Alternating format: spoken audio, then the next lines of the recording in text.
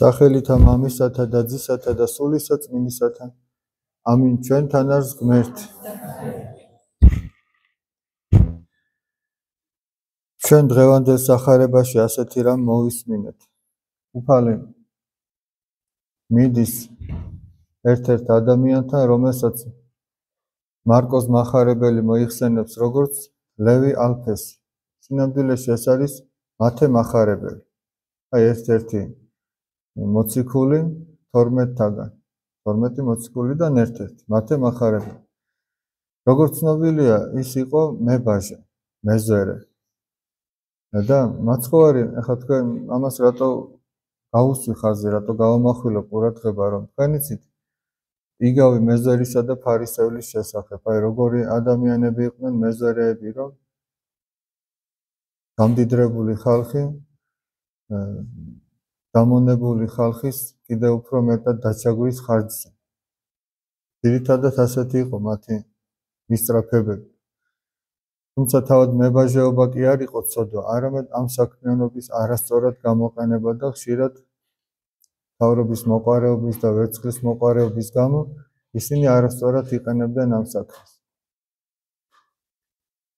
მაცხოვარი მიდის და მოუწოდებს ლევი ალფესს, იგივე მათე მახარებელს. და მასთან მივა შემდეგ ოჯახში მათე მახარებელი მიიპატიჟებს და მასთან ერთად არიან თავისი მეგობრები, რომლებიც რა თქმა უნდა ასევე ცოდვილები არიან და შეიძლება იმ საქმეს ძალიან დიდი ცოდვითაც აღასრულებენ, რაც მათ ევალებათ. და მაგრამ მაცხოვარი არ თაკილობს მათთან მისვლას.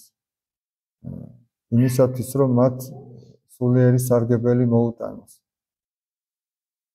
და იქ არიან ადამიანები, რომლებიც მაცხოვარს განიკითხავენ, რატომ ჭამსო მოციქულებს ეუბნებიან, რატომ ჭამს თქვენი მოძღვარი ცოდვილებთან და მეზვერეებთან ერთად, რატო შემოვიდა ამათ ოჯახში. თითქოს მას არ ეკადრებოდა ეს, რომ გაეკეთებინა. და მაცხოვარმა გულისხმა ხო, რა თქმა უნდა, მან იცის თითოეული ადამიანის ფიქრები ისევე როგორც მათი ფიქრები და ეუბნება მათ, რომ მკურნალი ჭირდებათ არა ჯანმრთელებს, არამედ სნეულებს. მე კი არ მოვედი მართალთა მოსაწოდებლად, არამედ ცოდვილთა სინანულად, რომ ცოდვილებმა შეინანონ. ისე რომ აი ამითი ჩვენ უფალი რას გვეუბნება, რომ შენ თუ გძნობ, რომ ცოდვილი ხარ და დაცემული ხარ, ნუ გეშინია, მე შენთვის მოვედი. აი შენ თუ ამას გძნობ. მაგრამ ადამიანი თუ ფიქრობს, რომ მე სხვაზე უკეთ ცხოვრობ, სხვაზე წმინდად ცხოვრობ და არ მჭირდება სინანული, ესე იგი მართალი ვარ, ადამიანი ამბობს. აი რამდენჯერ უთქვამს ადამიანს, რომ მე ცოდვა არ ჩამიდენი. იმიტომ ამბობს ამას. შეიძლება კი არ იტყუება. ან არ იცის ცოდვა რა არის. და ან თავის თავში ვერ პოულობს ამას, იმიტომ რომ თავის თავს არ აკვირდება. ჩვენ ხომ მივეციოთ, რომ ძირითადად სხვებს დავაკვირდეთ, სხვების ცოდვებზე ვილაპარაკოთ. ადამიანი, რომელიც ესე მართლად წარმოიდგენს საკუთარ თავს, მას უნდა ეშინოდეს. იმიტომ რომ ნახეთ აი უფლის სიტყვები სწორედ მას მიემართება, რომ მართალთა მოსაწოდებლად არ მოსულა. მართალი სინამდვილეში არავინ არ არის ამ წუთის სოფელში. ერთადერთი იესო ქრისტე, ისიც ადამიანად მოსული ღმერთი. და მართალთა მოსაწოდებლად არ მოვედი ნიშნავს, რომ შენ თუ შენს თავს მართლად მიიჩნევ, სინამდვილეში კი არ ახარ მართალი. მაგრამ მაშინ ესე იგი შენ ღვთის აი ამ დიდი მადლისა და წყალობის გარეშე ტოვებ საკუთარ თავს. მაგრამ თუ ადამიანი აცნობიერებს საკუთარ ცოდვას, აი ახლა როგორც ჩვენ მოვდივართ, ვიღაც შეიძლება დღეს პირველად მოვიდა, აღსარება თქვა. ყოველ შემთხვევაში, რაც დაინახა თავის თავში ცოდვა, ის თქვა. შემდეგ უფრო ცოტა მეტი მიეცემა, მეტი ხედვა მიეცემა მას საკუთარი სულიერი მდგომარეობისა, რასაც დღეს ცოდვად არ ათვლის ადამიანი, მერე ნელ-ნელა იმასაც აღმოაჩენს. იმიტომ რომ სინდისი ისეთი რამეა, რომ თუ ადამიანმა დააბლაგვა სინდისი, აი დაუშვათ ერთი ადამიანს რაღაცა ცოდვა ეძნელება და ერთხელ ჩაიდინა ეს ცოდვა. სინდისმა შეაწუხა წუხს ეს ადამიანი, ანჯავს სინდისი. მეორეჯერ ჩაიდინა, მესამეჯერ და აღარ უსმენს სინდისის ხმას. ეს სინდისი ბლაგდება და იმდენად აღარ ამხილებს ადამიანს. მაგრამ როდესაც ადამიანი სინდისს ერთხელ დაუჯერებს და ისე გააკეთებს, როგორც მართლაც წამს და ჯერავს. მეორეჯერ გააკეთებს, მესამეჯერ, ამით ეს სინდისი ბასრი ხდება, ილესება და უმცირესი ცოდის გამოც ადამიანს ამხილებს. ანუ ის პატარა გადაცდომაც კი ადამიანს აწუხებს უკვე. და ასე ნენელაობით ადამიანი მიდის სიწმინდის გზაზე, რომ თუ თავის სინდისს უჯერებს. და სახარებაში ასეთი რამ წერია, მე არაერთხელ მithქვამს, სინდისს ეწოდება მოწინააღმდეგე. წინა მოსაჯული ეწოდება. ის ჩვენ გვეწინააღმდეგება, როცა ცოდვის ჩადენას ვაპირებთ და გვეუბნება, რომ ეხლა ეს არ შეიძლება რომ გააკეთო. აი რამდენჯერ ყოფილა ჩვენს გულში ჩავიხედოთ, რომ ნამდვილად ვიცით, რომ აი იმის თქმა ეხლა რის თქმასაც ვაპირებთ. ცოდვა იქნება, იმის გაკეთება ცოდვა იქნება, იმის ფიქრი ცოდვა იქნება, მაგრამ მაინც ვაკეთებთ. ხოდა ის გვეწინააღმდეგება. გვეუბნება, რომ ეგ არ უნდა გააკეთო. ან რამდენჯერ ყოფილა, რომ ადამიანმა იცის სიკეთე რა არის, როგორც მოციქული იაკობი ამბობს, რომელმან იცოდესო სიკეთეო და არ გააკეთოსო, ეს ცოდვაა მისთვის. ესე იგი ზოგჯერ იცი რა არის გასაკეთებელი, მაგრამ იმას არ აკეთებ. ან გეზარება, ან გენანება, ან რა ვიცი, 1000 რამ შეიძლება მოხდეს. ამაშიც გეწინააღმდეგება. ამიტომაც უფალი ამბობს, რომ ვიდრე მასთან ერთად შენს მოწინააღმდეგესთან ერთად გზაზე დგახარ და სასამართლოში მიდიხარ, ანუ გზა რა არის ჩვენი ცხოვრება. სასამართლო კი საყოველთაო განკითხვის დღე. რომელიც თითოეულ ჩვენთაგანს ელოდება და ჩვენ რომ ესე იგი ჩვენ სინდისთან ერთად ამ გზაზე ვდგავართ, გეუბნება უფალი შეურიგდი იმ შენს მოწინააღმდეგეს, ვიდრე მასთან ერთად გზაზე დგახარ. რომ მან არ გადაგცეს მოსამართლეს. მოსამართლემ კიდე არ გადაგცეს იმას ისეთ შენი დასჯა ხელეწიფება. და ხოდა და იქიდან ვერ გამოხვიდეო საუკუნოდ. ადამიანი თუ სინდისს არ უჯერებს, ესე იგი არ ნანობს თავის ცოდვას. ერთადერთი გზა, რითიც შეიძლება ჩვენი სინდისი დამშვიდეს, არის რა?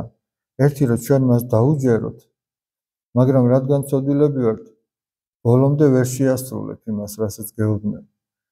და რასაც ვერ შეასრულებ, იმას უნდა ნანობდე ადამიანი. იმის გამო თავს არ უნდა იმართლებდეს სხვადასხვა მოსაზრებებით, რომ ეხლა მაგალითად აი ესეთი დროა რომ ყველა ესე აკეთებს, ჩემი მეზობლები ყველა ესე იქცევა, მაგრამ აბა სხვაგვარად როგორ გამეკეთებინა და ასე შემდეგ. თავის მართლება სინდისს არ ამშვიდებს. თავის მართლება უფრო ამძიმებს სინდისს. ამიტომაც აი უფალი ამბობს, რომ ვინც თავს იმართლებს, მე მათთვის კი არ მოვედი, არამედ მათთვის, ვინც ფიქრობს, რომ ცოდვილია და როგორი ცოდვილიც არ უნდა იყოს, უფალი არ თაკილობს მის გულში შესვლას. ოღონდაც ადამიანმა გულის კარი გაუღოს. ეს ადამიანმა უნდა გაუღოს გულის კარი. გამოცხადების წიგნში წერია, ეს ახალი აღთქმის ბოლო წიგნია. მესამე თავში წერია, რომ ყოველი ადამიანის გულის კართან გევარ და ვაკაკუნებ. ეგების ვინმემ გამიღოს. რომ შევიდე მასთან და მასთან ჭამოსერი და მან ჩემთან. ანუ სასუფეველი იგულისხმება და უფალი გვეუბნება, რომ სასუფეველი თქვენშია, ადამიანის გულშია სასუფეველი, იმიტომ რომ ღვთის სამკვიდრებელი, ანუ სადაც ის სუფევს, ეს ადამიანის გულია. და თუ ადამიანი მას გაუღებს გულს, როგორი ბინძურიც არ უნდა იყოს, თუ მოსურნია ამ გულის განწმენდისა, უფალი ამ გულს გაწმენს. მაგრამ ჩვენ თუ ამ გულს დავხურავთ და ვგონია რომ მართალი ვარ და სხვაზე უკეთესი, მაშინ უფალი გვეუბნება, რომ მე შენთვის არ მოვსვი. ეხლა მსგავსად იმისა, ეხლა სოფელში რომ ექიმი ჩამოვიდეს და ვინც თვლის რომ ავათარი და აღმოაჩინა თავის თავში რაღაც სიმპტომები რომ ავათარი და შველა უნდა, ეს ხო მივა ექიმთან.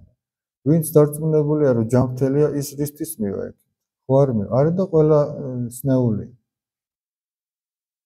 ის ექიმი გვეუბნება ჩვენ რომ მე ავადმყოფებისთვის მოვედი და ვისაც თავის თავი ჯანმრთელი გონია, მე მასთან არ ამოხსოვ. ესმით რაზე ლაპარაკობ. დაიხვალინდელი დღე არის დღესასწაული ხარება. ეს არის ერთ-ერთი დიდი დღესასწაული, საუფლო დღესასწაული, რომლის დროსაც ყოვლადწმინდა ღვთისმშობელს და არა მარტო მას, არამედ მთელ კაცობრიობას თავრანგელოზი გაბრიელისაგან ეხარა, რომ მისგან განხორციელდებოდა, ანუ მისგან იშვებოდა სამყაროს მხსნელი. ეხლა წარმოიდგინეთ, ყოვლადწმინდა ღვთისმშობელს ჰქონდა შესწავლილი ის ძველი აღთქმის წიგნები და მან იცოდა, რომ ქალწულისაგან უნდა შობილიყო, ეს ხო აღთქმული იყო ჯერ კიდევ მაშინვე, როდესაც ადამი და ევა დაეცნენ. ღმერთმა აღუთქვა მათ, შეპირდა, რომ ხსნას მოულენ და დაცემულ კაცობრიობას. და ყოვლადწმიდა ღვთისმშობელმა იცოდა, რომ ქალწულისაგან უნდა შობილიყო მაცხოვარი და შენატრო და იმ ქალბატონს, ვისგანაც იშვებოდა ღვთისმშობელი. და მაპატიეთ, ვისგანაც იშვებოდა იესო ქრისტე. და ფიქრობდა, ესე იგი, რომ ნეტა იმ ბედნიერ ქალბატონს, ვისი მეშვეობითაც ინებებს უფალი, რომ ზეციდან მიწას გარდა მოხდეს, ანუ განკაცდეს, განხორციელდეს, ადამიანად მოვიდეს და ფიქრობდა, რომ ნეტა იმ ქალბატონის მსახური მაინც ვიყო. აი ზის ყოვლადწმიდა ღვთისმშობელი ქალწული მარიამი რაღაც ხელსაქმეს აკეთებს და ამაზე ფიქრობს. ნეტა იმ ბედნიერ ქალბატონს, ნეტა მისი მსახური მაინც ვიყო. რომ მისი თვალით ხილვა შემეძლოს. კი არ ფიქრობს, რომ ნეტა მე ვიყო ის. ჩვენ ხო ყველაფერი ჩვენთვის გვინდა, გონია რომ დედამიწა მარტო ჩვენთვის ბრუნავს და ნეტა მე ვიყო ის, ნეტა მე ვიყო კარგად, ნეტა მე ხელმძღვანელობდე რაღაცას და ასე შემდეგ. ის ამბობს, ნეტა მისი მსახური ვიყო. და სწორედ ამ დროს მოვიდა მთავარანგელოზი გაბრიელი, როგორც გარდამოცემა ამბობს და ამ დროს ახარა, რომ გიხაროდენ მიმადლებულო უფალი შენთან. ანუ ის შენ ახარ, ვიზედაც შენ ფიქრობ. ის ბედნიერი, ის ნეტარი შენ ახარ. და რატო ამბობ ამას, რომ როდესაც ადამიანს თავი არ ეღისება ამა თუ იმ დიდი საქმისათვის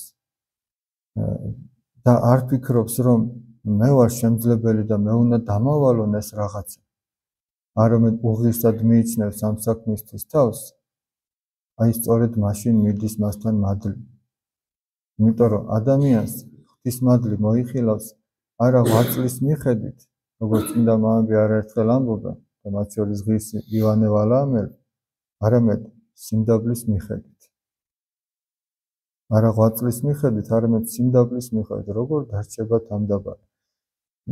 იგივე დავით მეფსალმუნე როგორ ამბობს, ნახეთ, დააკვირდით, აი თქვენ ხო კითხულობთ ფსალმუნებს. იხილე უფალო, სიმდაბლე ჩემი და შრომაი ჩემი და მომიტევენ ცოდვანი ჩემი. ნახეთ რას ამბობს, კი არ ამბობს იხილე შრომა ჩემი და სიმდაბლე ჩემი, არამედ ჯერ სიმდაბლეს უსამსხას, იხილე უფალო სიმდაბლე ჩემი, ანუ თამდაბლობა ჩემი. და მერე უკვე შრომა, ანუ ღვაწლი. ჯერ პირველი ის არის. ხოდა თან ახლა შეხედეთ, აი ღმერთმა ხო წინასწარ იცის, ვინ რისი მიმღებია და დამტევია. აი ყოვლადწმიდა ღვთისმშობელმა დაიტია ყოვლად დაუტევნელი. ამიტომაც აი მას როგორ გამოსახავენ ხოლმე, იცით? როდესაც მოსე სინას მთაზე ადის, იქ ხედავს, რომ არის მაყულის ბუჩქი, რომელსაც ცეცხლი უკიდია და არ იწვება. ეს არის სიმბოლო ყოვლადწმიდა ღვთისმშობელის. წარმოედგინეთ, ფიჩხმა, ბუჩქმა ცეცხლი დაიტია და არ დაიწვა. ესმით, აი ასევე ყოვლადწმიდა ღვთისმშობელმა მაცხოვარი დაიტია და იმდენად თამდაბალია, რომ არ ევნო ამეთი არაფერი. ესმით, რაზე ელაპარაკი. სხვა შედარება არის, რომ კიბეს არის შედარებული, რომელიც მამამთავარმა იაკობმა იხილა კიბე, რომელიც მიწიდან ზეცას წდებოდა და მასზე ანგელოზები ჩამოდიოდნენ და ადიოდნენ. ანუ ესე იგი რა გამოდის, ყოვლადწმიდა ღვთისმშობელმა მიწა და ზეცა დააკავშირა ერთმანეთს, რომლის მეშვეობითაც ღმერთი ადამიანად მოვიდა და ადამიანი კიდე განიღმრთო, ანუ ქრისტე ჩამოვიდა, ძეღმერთი ყოვლადწმიდა სამების მეორე პირი, იმისათვის რომ ადამიანი აეყვანა ამ კიბეზე. აი ამ კიბეს სწორედ ყოვლადწმიდა ღვთისმშობლის წინა სახეთ ამბობენ, რომ მან დააკავშირა მიწა და ზეცა ერთმანეთს. აი წარმოიდგინეთ, რა ხელა სიდიადეა და რატო ამბობ ახლა, ღმერთმა ხო იცოდა, რომ ვინ იქნებოდა ამ ყველაფრის დამტევი. ახლა წარმოიდგინეთ, ჩვენგან რომ ცოტა ისეთი შვილი იშვება, რომელიც ასე თუ ისე კარგად ცხოვრობს, თავაზიანია, ცოტა თუ წარმატებას მიაღწია არიქა, მშობლის განწყობა როგორია, როგორ ამაყობს ამ ყველაფერს. ესმით, აი როგორ ამაყობს და შეიძლება ამა გაამპარტავნოს კიდეც.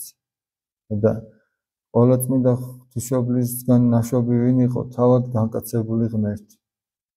და ამით მის სიმდაბლეს არაფერი არ დაკლებია.